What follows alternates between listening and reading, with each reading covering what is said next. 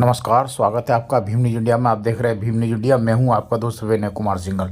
रेखा गुप्ता, दिल्ली की मुख्यमंत्री ने बाबा साहब की तस्वीर विधानसभा से हटाए जाने के बारे में क्या कहा, देखिए एक रिपोर्ट। कि बताइए भाई क्या कह रही हैं आप? उनका जी 2,500 रुपये कब दोगे?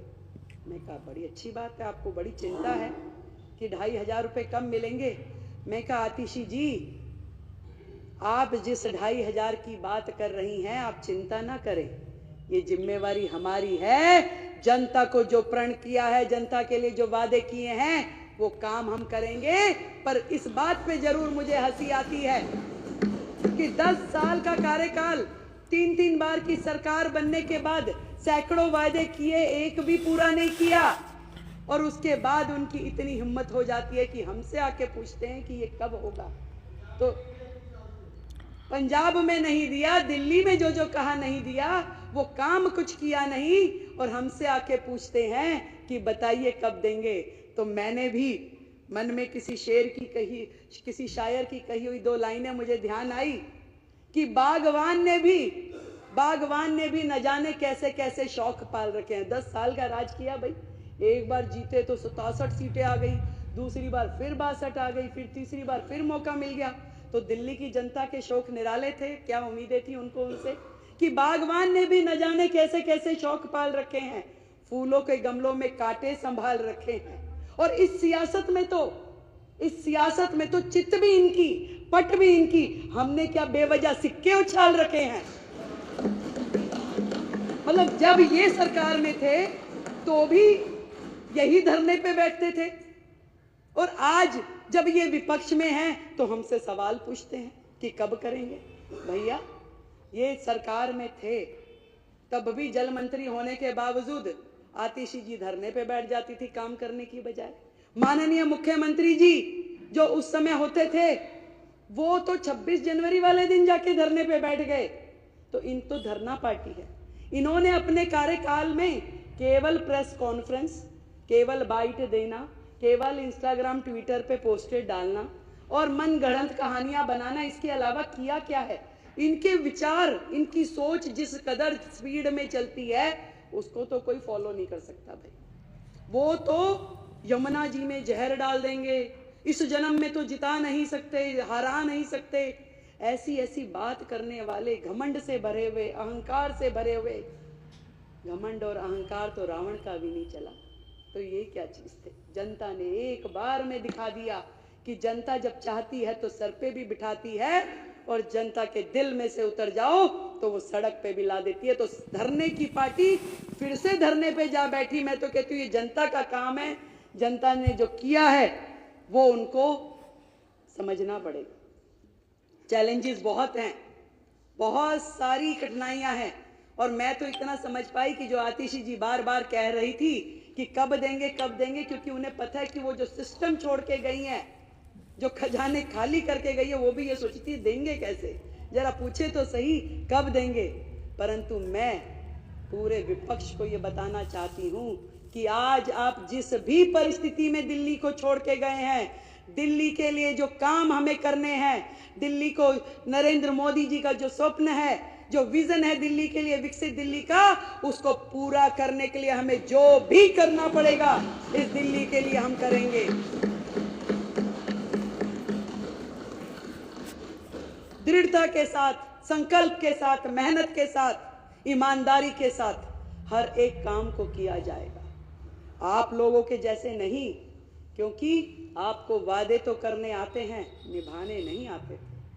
आपको दिल्ली की जनता का दर्द का प्रचार करना तो आता था, परंतु उसके लिए काम करना नहीं आता था। आज हम दिल्ली की जनता का जो दिल का दर्द है, उसका एहसास भी हमें है और उसका उपचार भी हम करेंगे। ये मैं आज आपको बताना चाहती हूँ।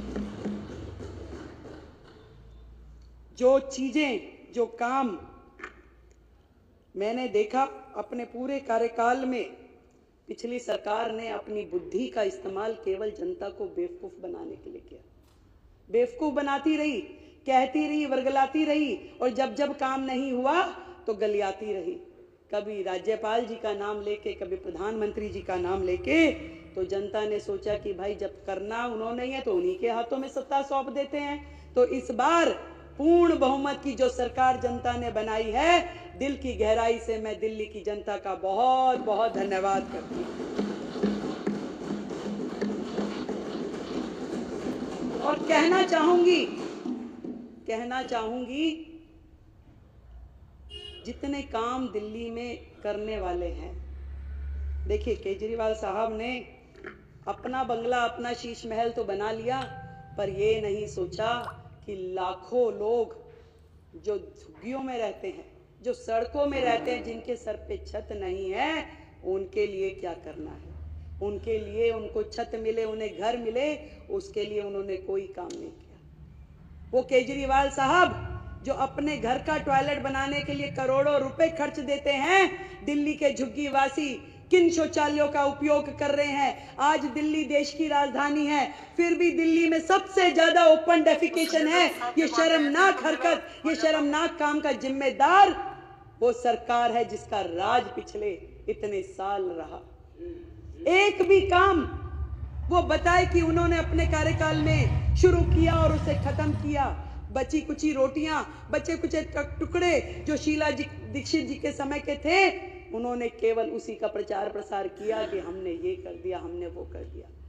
झूठा फ्रॉड शिक्षा का मॉडल, जिसमें बेचारे बच्चे फेल होते रहे, ड्रॉप आउट होते रहे, परंतु उनका भविष्य अधर में लटका रहा और ये अपना प्रोपोगंडा करते रहे, हमारा शिक्षा का मॉडल। दिल्ली की जनता से पूछो जाके कौन सा शिक्षा मॉडल की बात कर रहे हैं।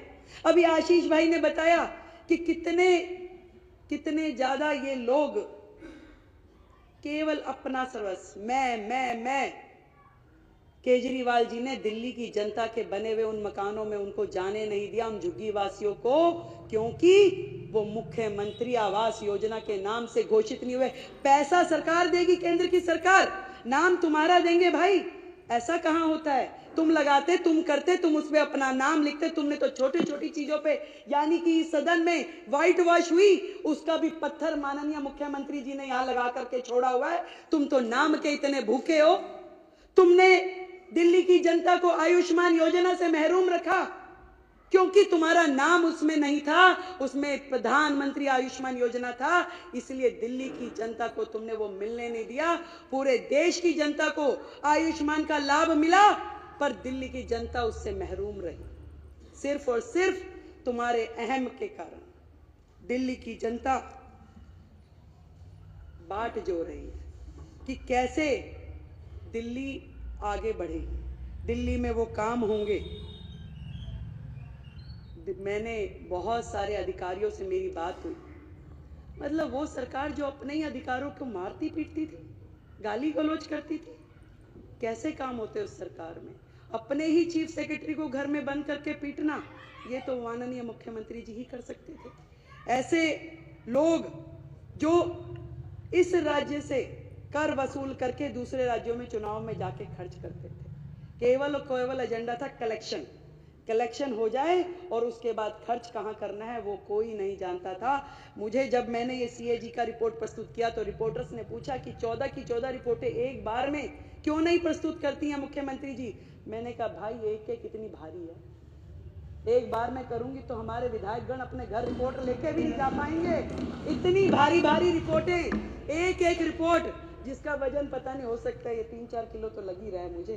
तो इतने पेपर पढ़ना, उनको समझना, तो एक करके निकाल रहे हैं तो उनकी सांसें ऊपर नीचे हो रही है और उनकी इतनी हिम्मत नहीं है कि वो सदन में आके सामने बैठ सकें, उसे सुन सकें। उन्हें बहाना चाहिए था, तस्वीर नहीं लगी। मैं उनसे पूछना चाहती हूं, जो सरकार का एडमिनिस्ट्रेटिव हेड है, जो देश की राष्ट्रपति, क्या उनकी फोटो नहीं लगनी चाहिए? आज जिनके माननीय हमारे शहीद भगत सिंह, हमारे बाबा साहब, हम सबके पुरोधा हैं। हमने उनको सम्मानजनक, हमारे दिल में सम्मान है। जितना काम इस दिशा में कि बाबा साहब के सम्मान में देश भर में होना चाहिए, वो नरेंद्र मोदी सरकार ने किया है। आज तक किसी सरकार ने ना किसी नेता ने इस सम्मान को उन्हें दिया जितना सम्मान मोदी सरकार ने बाबा साहब के चरणों में अर्पित किया है।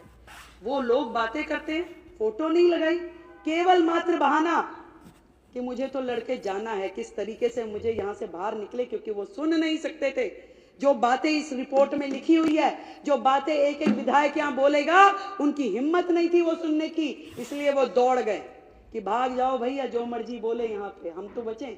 उनको काम क्या है?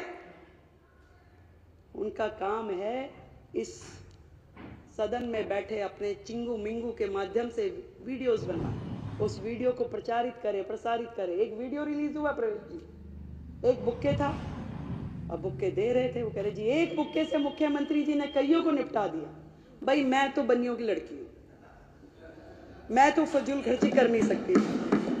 इस दिल्ली में जनता का एक एक रुपया जो कि राजस्व के रूप में हमें मिलता है, एक भी रुपए का दुरुपयोग मैं होने नहीं दूंगी। आज इस सदन के माध्यम से मैं कहती हूं,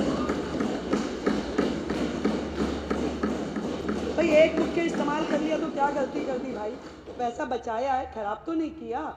और ये भी बताना चाहूंगी कि जो भी लोग इस लूटपाट में, भ्रष्टाचार में लिप्त थे, एक भी व्यक्ति को छोड़ेंगे नहीं, एक एक पाई का जवाब देना पड़ेगा। भीम न्यूज़ इंडिया को यूट्यूब पर सब्सक्राइब कीजिए, लाइक कीजिए, शेयर कीजिए, कमेंट्स कीजिए। भीम न्यूज़ इंडिया के फेसबुक पेज को भी फॉलो कर सकते हैं आप। न्यूज़ अपडेट के लिए देखते रहिए आपका अपना चैनल भीम न्यूज़ इंडिया। आपका बहुत बहुत धन्यवाद, बने रहिए हमारे साथ।